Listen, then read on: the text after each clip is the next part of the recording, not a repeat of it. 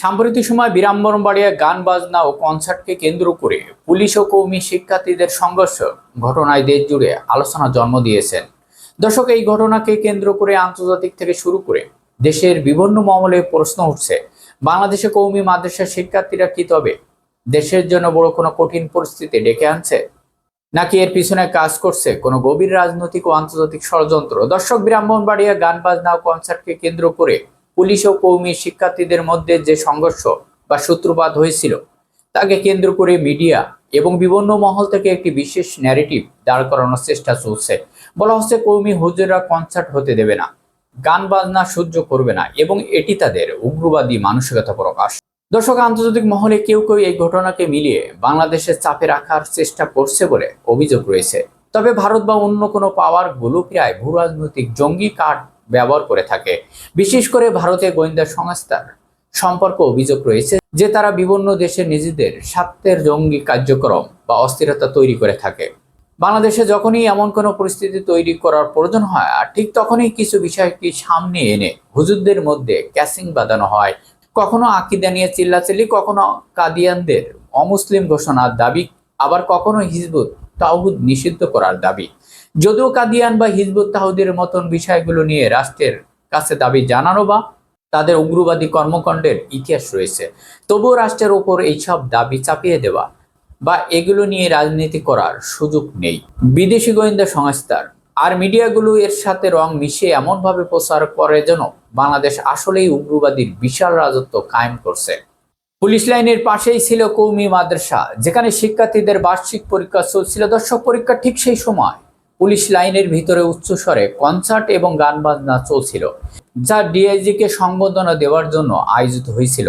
উচ্চ শব্দের কারণে শিক্ষার্থীদের পড়াশোনা এবং পরীক্ষার মারাত্মক ব্যাঘাত ঘটেছিল। প্রথমে শিক্ষার্থীরা সেখানে অনুরোধ করে সাউন্ড কমানোর জন্য। কিছুক্ষণের জন্য সাউন্ড কমানো হলেও পরবর্তীতে আবারও উচ্চস্বরে গান বাজানো শুরু হয়। শিক্ষার্থীরা দ্বিতীয়বার অনুরোধ করতে গেলে পুলিশ কওমি শিক্ষার্থীদের ওপর হামলা এবং লাঠিচার্জ করে। পুলিশ হামলা করায় শিক্ষার্থীরা আত্মরক্ষার্থে পাল্টা জবাব দিতে বাধ্য হয়। আর সেই উত্তেজনার মুহূর্তেই ক্ষোভে সেই ব্রাহ্মণবাড়িয়ার মাটিতে কোনো কনসার্ট বা গান হতে দেবে না। গান বাজনা হারাম হলেও কেউ গান বাজাইলে তা বন্ধ করার দায়িত্ব সাধারণ মানুষের হাতে বা ছাত্রদের হাতে নেই। দর্শক, কিন্তু অন্যদের ডিস্টার্ব করা যে অপরাধ, তার নজির উন্নত বিশ্বেও রয়েছে। ইউরোপ, আমেরিকা, জার্মানির মতন দেশগুলোতে সামান্য সাউন্ড দিয়ে কাউকে ডিস্টার্ব করলে পুলিশ এসে সাথে সাথে ধরে নিয়ে যায়। অথচ এখানেই উল্টোটা ঘটেছে। পুলিশ নিজেই শিক্ষার্থীদের পরীক্ষা ডিস্টার্ব করছে এবং শিক্ষার্থীদের ওপর হামলা চালিয়েছেন। মাদ্রাসার শিক্ষার্থীরা আগ বাড়িয়ে কোনো কনসার্টে হামলা করতে যায়নি। কারণ পুলিশ কেন মাদ্রাসার শিক্ষার্থীদের পরীক্ষা ডিস্টার্ব করলো, এই প্রশ্ন আজ জোরালোভাবে দাঁড়িয়েছেন। পাশাপাশি কওমি আলেমদের একটি বড় অংশের মধ্যে ভিন্ন মতের প্রতি শ্রদ্ধার অভাব এবং চরম উগ্রবাদীর মানসিকতা রয়েছে।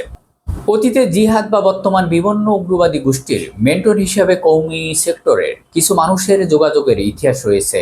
এমনকি কওমি মাদ্রাসার শীর্ষ নেতাদের কেউ কেউ প্রত্যক্ষ বা পরোক্ষভাবে ভারতের সাফ করে থাকে। এমন নজিরও অতীতেও দেখা গেছে।